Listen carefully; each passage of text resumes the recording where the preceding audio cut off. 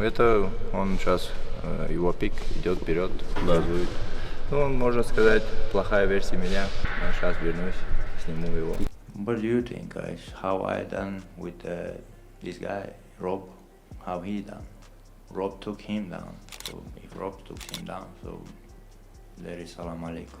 Middleweight contender Khamzat Chimaev has offered a brutal warning to Dricus du Plessis and promised to absolutely murder him in the ring. On the other hand, Dricus du Plessis confidently addressed the challenge of facing Khamzat Chimaev. He acknowledged that Chimaev would likely be able to take him down during their fight. However, du Plessis emphasized that the real test would be Chimaev's ability to keep him grounded. He stated that he would not shy away from grappling Khamzat and he will take him down for good. Is Khamzat going to be able to take me down? Absolutely. Absolutely, he'll be able to take me down. This is how a fight works. I would hope so. Isn't he like some Swedish champion or something? I would hope he could take me down. But then he has to deal with me on the ground and he has to keep me there. Can I take Khamzat down? Absolutely. Am I going to take Khamzat down? Absolutely. I'm not scared of Khamzat wrestling. I'm not evading. I'm not trying to stay off the ground with Khamzat. That's the mistake everybody makes. On the other hand, Khamzat's former opponent Kamaru Usman reflected on his experience fighting Khamzat. He admitted that before the fight, he had built Chimaev up in his head due to media hype and external opinions. Usman questioned himself while preparing for the bout. However, once he got in the octagon, he quickly realized Chimaev was not special. Although Chimaev felt slightly bigger and landed some strikes from the top position, Usman noted the strikes didn't hurt significantly. By the way, what was Chimaev like? Was he different? Was he special? You build him up in your head, then you get in there and you go, that wasn't special. There was nothing different that I haven't seen. You hear the things people say in the media. You hear the things they say. You know, you want to assess everything. Do I change? Do I do this? Do I do that? Am I really that guy? And again, am I not that guy? Am I big enough? Am I not big enough? You know, warming up, I'm like, this. Let's go make it happen. And we get out there, and right away he takes a shot, and I'm just like, oh shit. He's a little bigger than I thought of, but nothing special. And he's on top, and I'm like, these strikes don't really hurt. Then I got up to my feet, and it was the first punch I hit him with. I'm like, oh, okay. Meanwhile, Khamzat Chimaev offered a brutal warning to Dricus du Plessis and said that it's his time to come and take over the UFC. It's my time. Yeah, don't run too much. Let's wait, man. Meanwhile, UFC commentator Joe Rogan reflected on Khamzat Chimaev's potential and challenges in the welterweight division. Rogan described Chimaev as a freak, especially dominant at 170 pounds, where he appeared nearly unstoppable. However, he also criticized Chimaev for being unreliable when it came to making weight, emphasizing that discipline was a crucial factor he lacked. Rogan also highlighted that Khamzat just keeps coming forward even when he is dropped. Khamzat's a freak, man. Especially at 170. Dude, but he can't make the weight. He's too unreliable. He just needs to be a little bit more disciplined. Bro, 170, he's almost unstoppable. Even when Gilbert caught him on the noggin multiple times and dropped him, remember? Yep. Still fucking kept going. Like that guy never stopped coming. Joe further reflected on Khamzat Chimaev's aggressive fighting style, noting that while effective, it required refinement, especially against elite opponents like Kamaru Usman. Rogan emphasized that Chimaev's early UFC dominance, where he was only hit twice in 4 fights, naturally fueled his confidence. Cameron Haynes pointed out that Chimaev has made bold claims of breaking mountains with his right hand, and Rogan affirmed his response. But we know a lot about Khamzat. We know that, first of all, we know that style, that seek and destroy, throw yourself into the fire style, it needs a little tweaking if you're going to fight Usman. It needs a little tweaking. Guys, yeah, you're not going to just steamroll everybody, because he went through 4 fights in the UFC and was only hit twice. I mean, of course the guy's confident. Yeah, incredible. Yeah, incredible. Yeah, Incredible. He said his right hand breaks mountains. I'm not arguing with him. No, that's pretty confident. That's very confident. I was like, damn, I love that line. Well, when he fought Gerald Meerschaert, and knocked him out with one punch. It was like, oh my God. Yeah, that was 17 seconds or that something. That was at 185 too. Rogan also talked about Khamzat Chimaev's future and potential dominance in the UFC. Joe noted that if Chimaev were to win his next big fight, he might consider walking away as one of the greatest. The conversation focused on Chimaev's weight class, comparing his dominant performance at 178 pounds. Rogan questioned whether cutting the additional weight diminished Chimaev's explosiveness against top-tier opponents. Fight Khamzat, if you win, walk away. What's the point? That was probably the trajectory he was on, and retire the GOAT. But, you know, the Khamzat thing is interesting. We keep going back to this, but I don't know if the Khamzat at 170 is the same Khamzat that we saw against Kevin Holland at 178. If he doesn't have to cut those additional 8 pounds, he's a force of nature. But is he big enough to compete and do that to guys like Izzy at 85 or Pereira? Kamal disagreed with me, and I don't want anybody to be offended, but I truly believe if Khamzat made 170 healthy, he's beating Leon Edwards that quick. He might. On the contrary, Khamzat took down Robert Whittaker within the first round and completely dismantled his jaw. Dana White expressed shock over the outcome of the fight and was confused by how quickly Whittaker tapped out. White commented that it became clear after images revealed that his jaw had been dislocated or severely injured during the fight. After the match, Dana congratulated Chimaev in the ring and told him they would speak again soon, hinting at future plans for the rising fighter. Khamzat Chimaev obviously did what he does. I think people were a little bit confused at how quick Rob tapped until they saw the images just come out of his jaw. Insane. And you're right. So as soon as that happened, I picked up the phone and I called the truck, and they're like, yeah, his jaw popped. And so I knew what had happened. I don't know yet. It's not good. When your teeth are going, you know, it's not good. And then after the fight, obviously, you ran up and spoke to Khamzat Chimaev on his way out of the ring. Just curious what you got to say to him and what exactly his future could be. Yeah, I just said congratulations, great fight, and we'll talk to you soon. On the other hand, former UFC star Michael Bisping shared his honest opinion and said that it was widely believed that Dricus du Plessis versus Khamzat Chimaev would headline International Fight Week. However, du Plessis suffered an injury and the fight was called off. Bisping mentioned that MMA is a dangerous sport and injuries are part and parcel of the sport. Well, we know one thing, camp has begun. All you got to do is Google the name Ilia Topuria. It's all over the internet. It's all over Twitter. It's everywhere. Camp has begun, and according to a respected journalist, Alvaro Colmenero, Ilia Topuria will be fighting at International Fight Week for a title, I am told, okay? For a title. Who's that going to be against? Islam Makhachev, of course, okay? Is he going to be for the BMF? No, because that's Max Holloway. And even though he knocked out Max Holloway, he's not the BMF champ. But he's almost unstoppable. Even when Gilbert caught him on the noggin multiple times and dropped him, remember? Yep. Still fucking kept going. Like that guy never stopped coming. Off after that fight. Yeah. But we know a lot about Khamzat. Meanwhile, UFC fighter Arman Sarukian recounted his grappling match against Chimaev, confirming that he was just as tough and powerful as anticipated. He described Chimaev as a large and physically intimidating opponent. Arman's primary focus was to avoid being submitted, striving for a draw, but he couldn't do anything against Khamzat's power. He estimated that Chimaev weighed about 98 kilograms during the fight, which gave him an overwhelming advantage. Grappling match that you had with Khamzat, was he as tough as you expected? He's tough, strong, big. It was like a submission only. I just wanted to not give him submission, just to be a draw. How much do you think he weighed in that? 98 kilo. On the other hand, former UFC champion Chael Sonnen discussed whether Khamzat Chimaev should be the next contender for the UFC middleweight title. While plans for Chimaev to fight for the title had reportedly been discussed, nothing had been officially signed. Sonnen argued that Chimaev had not been active enough in the octagon, but Dricus had been active. He emphasized the long breaks Chimaev often takes between fights, and suggested that the UFC should first resolve the situation involving Sean Strickland. I'm told it was talked about, it's planned, but it is not signed, it is not official, and now we're going to have a great debate of should it go to Chimaev. And the answer to that, quite frankly, is no. No, it should not. That is Sean Strickland's fight. Chimaev has shown that he's next. I believe Chimaev's next fight will be for the title. Chimaev last fight was in October of last year, so do the math. I mean, look at the size of breaks that he takes in between fights. You have plenty of time to do the Strickland, do Plessis, let them sort business out, bring Chimaev in. That's my argument.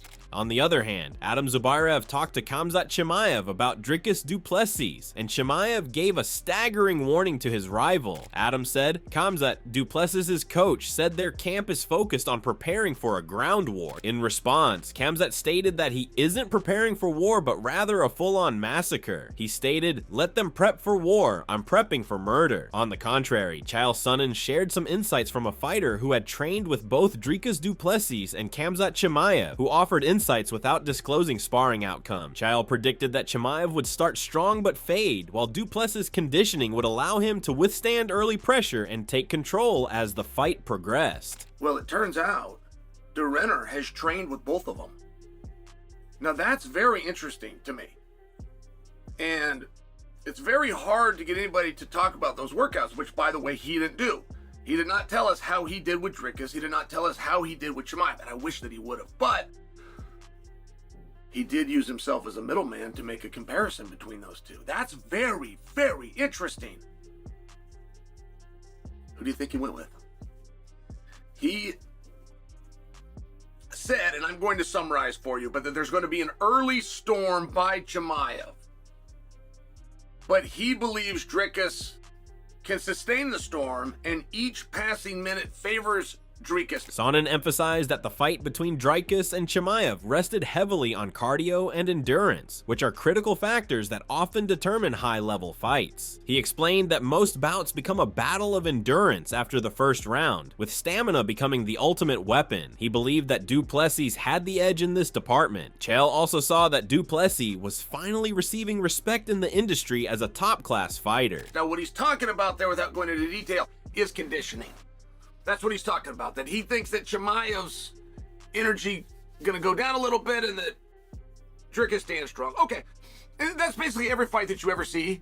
It largely is a game presented as, I'm gonna hurt him before he hurts me, but it's really, I'm gonna get him more tired than he gets me. That's what is actually going on in front of your eyes. That's a broad stroke. And that's really only true after the first round. But that's what De Renner talked about.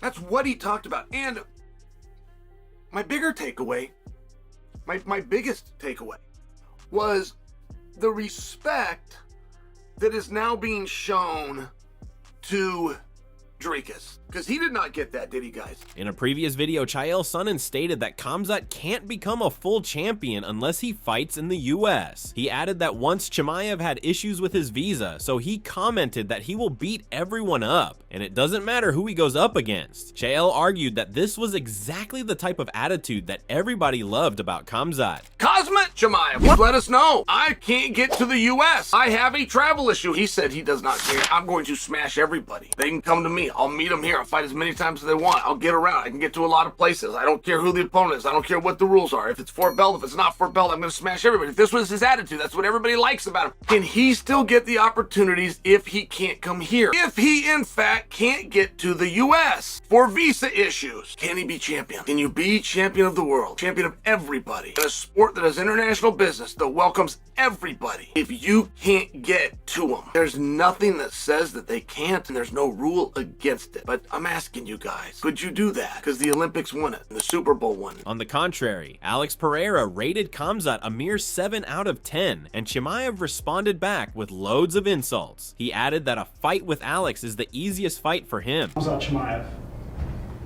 Such. 7. Which weight class you want is most easily fight for me in the UFC. You think you versus Alex is the easiest fight for you in the UFC? Yeah, in my career, brother. Furthermore, Khamzat questioned the legitimacy of du Plessis and argued that his wrestling was not top-notch. Chimaev has been wanting to fight Dricus for a long time, but it seems like he missed his shot since Sean Strickland got that chance before him. Caio Borralho reflected on his experiences sparring with Sean Strickland and Khamzat Chimaev. He explained that both fighters presented unique challenges due to their differing styles. He commented that Strickland was noted for his exceptional cardio and endless pressure in stand-up fighting. Who's a harder sparring round, Sean Strickland or Khamzat Chimaev?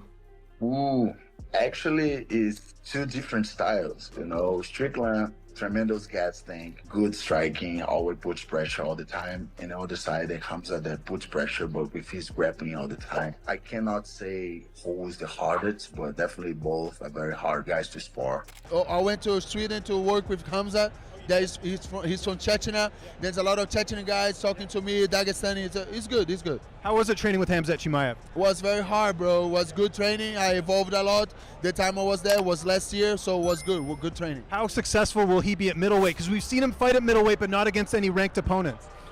I think he can be successful any way he wants. I think the better way for him is 170 because he's not that big, but he can make 185 and he will be hydrated and be strong, so he can do some noise in both divisions for sure. On the other hand, Chimaev imposed pressure primarily through his dominant grappling and wrestling, which is meant to destroy his foes. Joe Rogan highlighted Khamzat Chimaev's impressive size, describing him as a massive fighter. He illustrated his point by comparing Chimaev's stature to a hypothetical match between Colby Covington and Alex Pereira, who were two fighters from entirely different weight classes. Rogan went further, suggesting that Chimaev is almost like a different breed of human altogether. And maybe you're cutting the weight easy. It depends on the person, I guess. Because some people are cutting the weight easy. Really? Yeah, some people are being. There's people that cut a shitload of weight, but some people are being pretty smart about it. I think 85 to 70 is really good. Khamzat, he's big.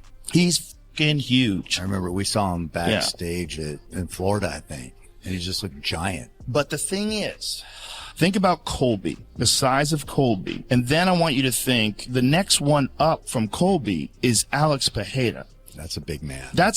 So when you're talking about Khamzat, if Khamzat and Colby fight, that's a fascinating fight. Yeah. But if Khamzat fights someone like Paulo Costa, right, now you're dealing with a totally different size human. Or Yoel Romero. Right. It's a totally different size human. Meanwhile, Bo Nickel criticized Khamzat Chimaev's wrestling abilities, calling it trash rather than mediocre. Nickel acknowledged that Chimaev was a 3-time Swedish national champion, but dismissed his skill, despite Chimaev's impressive record of 12 wins and 0 losses over 3 years. He expressed confidence that he and Chimaev would eventually fight, and people would realize that there are different levels in the sport. Khamzat Chimaev, you're saying that his wrestling is pretty mid? It's trash.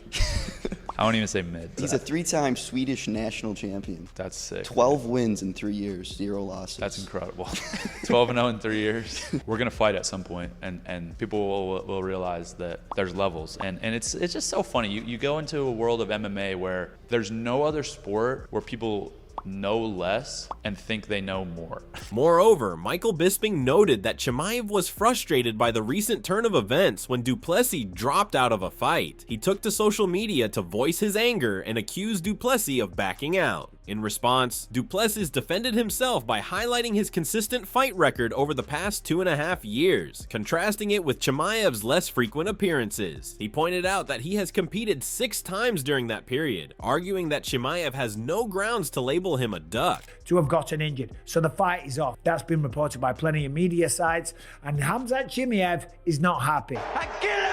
No, of course he's not happy. He's pissed off, right? He thought he was going to get a shot at becoming champion of the world. He comes out and he says, this guy is big as bullshit, okay? This is #1 bullshit. Talking a bit of shit, trying to stir the pot, trying to poke the bear. I get it. Listen, they're going to fight in a cage, talking a little bit of shit. That sells the fight eventually. But Dricker's responded. He said, let's take a look at the last 2.5 years and tell me who is bullshit. Now, that's a pretty good response because in the last 2.5 years, Dricus du Plessis has fought 6 times against Sean Strickland, Israel Adesanya, Strickland again, Robert Whittaker, Derek Brunson, and Darren Till. In the last 2.5 years, after Khamzat's fight with du Plessis was called off, John Anik shared his thoughts on the potential Chimaev versus Baralho fight, describing it as an exciting opportunity for both competitors. He voiced his support for interim titles, especially when fighters are active and performing at their best. Given Chimaev and Baralho's recent dominant fights, Anik argued they had earned a shot at a title during International Fight Week. He even proposed the idea of an interim belt and suggested it would be a fair recognition of their efforts. We don't even know if the guy is injured. If he is injured, they pivot to Khamzat Chimaev versus Kyle Bohalio. I have long been a guy who has said, what's the issue with an interim championship, right? International Fight Week, and what these two fighters have done Khamzat Chimaev and Kyle Bohalio, I think you would all agree with me, deserve to fight for a piece of gold, even if it's not the ultimate prize, and maybe it should be silver in color. Not only have they won consistently, but they've done it impressively in dominant fashion. As I think about it right now, I'm not sure who would win that fight. I think Caio is a very interesting challenge to someone like Chimaev based on his ground skills.